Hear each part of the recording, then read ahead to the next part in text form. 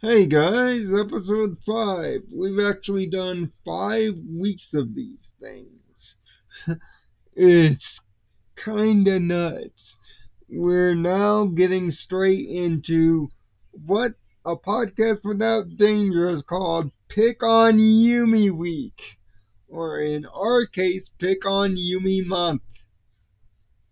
By the time we get through these next 5, picking on poor Ishiyama will be straight to episode 10, which, if everything goes fortunate our way, will be caught up with a podcast without danger. Oddly enough, they're only on episode 9. If I can stay on schedule, we'll be caught up. Almost episode per episode. But we'll be blazing out of them soon. Now it's time for Big Bug. An episode where absolutely nothing of importance happens. The plot is coincidental, and the best scene in the show is a dog taking a whiz. No, seriously, that's how weak Big Bug is. Let me just give you the Cliff Notes version. Two trains headed for a collision. If they collide, many hundreds dead.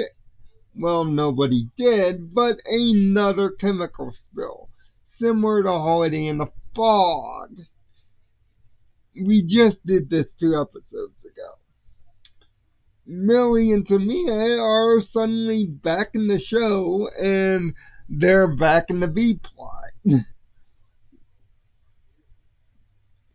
For about 5 seconds. We see a prank with Oric and Odd pranking Sissy, which she deserves to be taken down a bit because once again she goes complete bully mode on the poor youngest kids here again, just like she did in Teddy Godzilla.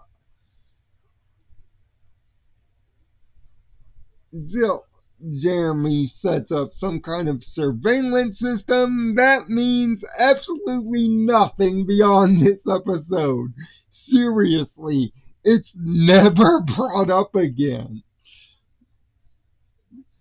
And Yumi looks about as disinterested before the plot starts about him explaining it to her. Once again, it's another episode where we get to see all 3 Lyoko warriors on the dive at some point. And we get to I think, for the first time ever, the triple K technique. So I guess there is something important here with that. It's cool, and we do see the first debut of the blocks.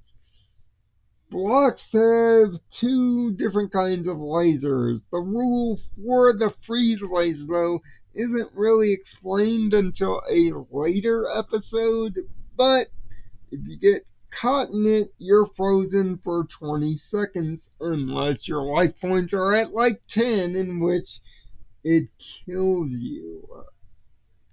Yumi once again gets taken out by a foreign mega tank, and even Odd takes a mega tank shot to the chest.